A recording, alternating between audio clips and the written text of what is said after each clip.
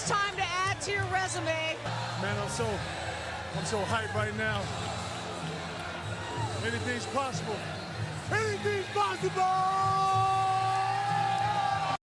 You know, they playing crazy brand of basketball on the defensive end, just running and jumping me whenever I cross half court.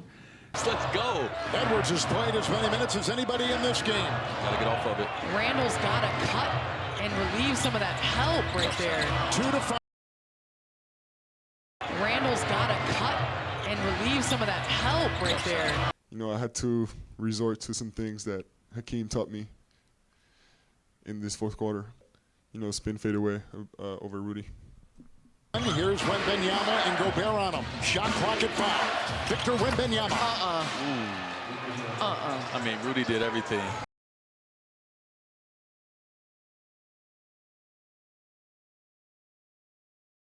Welcome to J.A-B-BALLIN. We're going to spotlight the Spurs versus the Minnesota Timberwolves series. The Spurs regain home court advantage by beating the Minnesota Timberwolves in Game 3. The next game is in Minnesota, which is Game 4. Looking at the rest of the West, it's 3-0 to OKC, and the Brooms could be out in LA in Game 4. What is interesting is that in the second half, the Oklahoma City Thunder are averaging 63 points for the series, while the Lakers are averaging 45. The Timberwolves took 99 shots, while the Spurs took 85. That was 14 more attempts at the basket for the T-Wolves. The Timberwolves won the possession game, didn't get killed with the turnovers, made more threes. The Spurs did make 7 free throws extra though, but the free throws wasn't the reason why the Timberwolves lost that game. It came down to 2-point shooting efficiency. The Timberwolves took 99 shots and made 38. The Spurs took 85 shots and made 39. So the Spurs took less shots and made more. Instantly. 39 points and 13 for 18 shooting stands out in the box score. When we took 12 free throws, made 10, which shows aggression. Throwing 5 blocks for good measure.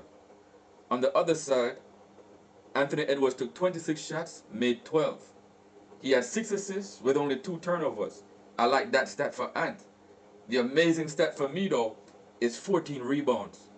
Randall had 6, McDaniels had 6. No, sorry, McDaniels had 7. Gobert had 7, Naz Reid had 9, and Anthony Edwards had 14 rebounds while being hampered by a knee injury. I'm not making any excuses for Ant. Look at this play. What do you think a healthy Ant-Man would have done there?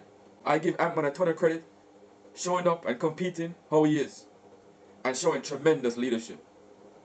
The supporting cast for the Spurs are playing better. Julius Randle was 3 of 12, and Jaden McDaniels was 5 of 22 from the field.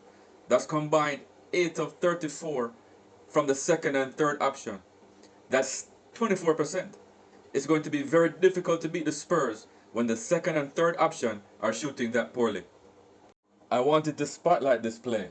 For me, it doesn't get any worse defensively than what Julius Randle just did. Rudy Gobert has Wembanyama contained. Now, if you leave your man wide open, Julius Randle, he's going to get a layup. Why leave him? Let's take a look at team identity. The Spurs play with better ball movement than the Minnesota Timberwolves. The Spurs have led the first 3 games played this series in assists.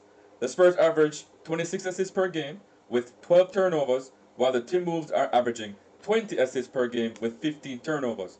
That shows that the Spurs' offense is operating more efficiently. Another team identity is fast break points. In the regular season, the Spurs were 10th in the league with 15.6 points per game on fast break points. The Timberwolves were next at 11th, averaging 15.4 points per game on fast breaks. In this series, however, the Spurs are averaging 20 fast break points and the Wolves are averaging 8.5 fast break points per game. And that is after taking out Games 2 results, where the result was lopsided. The Spurs are shooting a better percentage in this series. Could it be because San Antonio is pushing the ball more in transition, the reason why they're shooting a better percentage? I think so.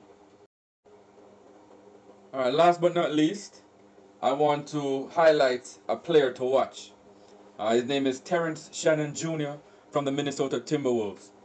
He scored 5 points off the bench in Game 3, 2 assists, 2 rebounds, and had a tremendous impact for the Wolves. Look at the box score, and you'll see that he basically had the best plus-minus out of all players that were playing for the T-Wolves.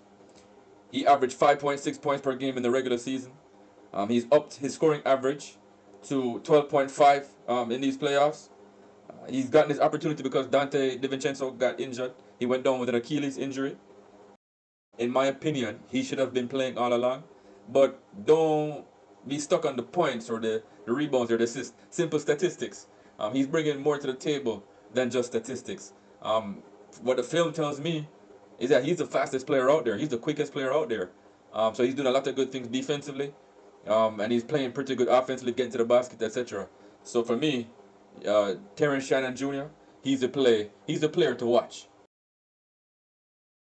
Before we exit, I just want to demonstrate a piece of the Alien Uprising, or at least another piece of the Alien Uprising. This is the 7'4" point guard directing traffic and taking it to the bucket. Still to be happy about. You're up 2-0. Job's not finished. Job finished? I don't think so.